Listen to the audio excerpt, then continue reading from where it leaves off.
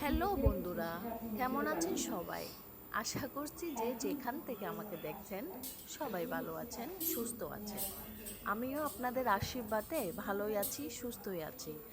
আজ আমার কাজের আপাটা আসেনি, যার কারণে আমার আজ বাসাটা এলোমেলো, উম, অগোছালো। তো আসলে অফিস থেকে এসে এলোমেলো বাসা দেখলে মাথার মেজাজটা খারাপ হয়ে যায়। তো যাই হোক, কি করব, পরিস্থিতির শিকার। তো আজকে সারাদিন আমি আমার অফিসে অনেক ব্যস্ত ছিলাম। তো রাতের 10:30 বাজে আমি বাসায় আসি। বাসায় এসে ফ্রিজে দেখলাম তেমন বাজার নেই। আমার হাসব্যান্ড বাজার করেনি।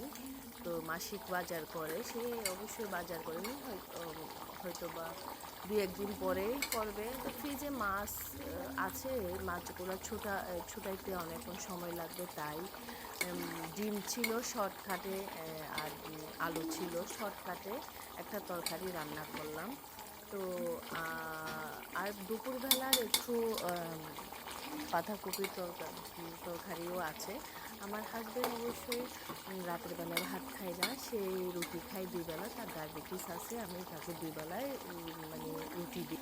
তো আসলে রান্না করতে, করতে আপনাদের কাছে চলে আসলাম, আপনাদের সাথে একটু আড্ডা দিব বলে।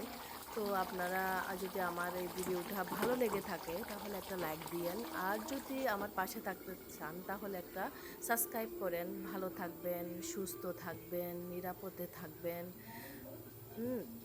আর আমার জন্য আশীর্বাদ করবেন। আমি যেন ভালো থাকি, সুস্থ থাকি, আপনাদের মাঝে এসে আমার ভালো লাগার বিষয়গুলা শেয়ার করি। দেখা হবে পরবর্তীতে কোনো এক ভিডিওতে। বাই।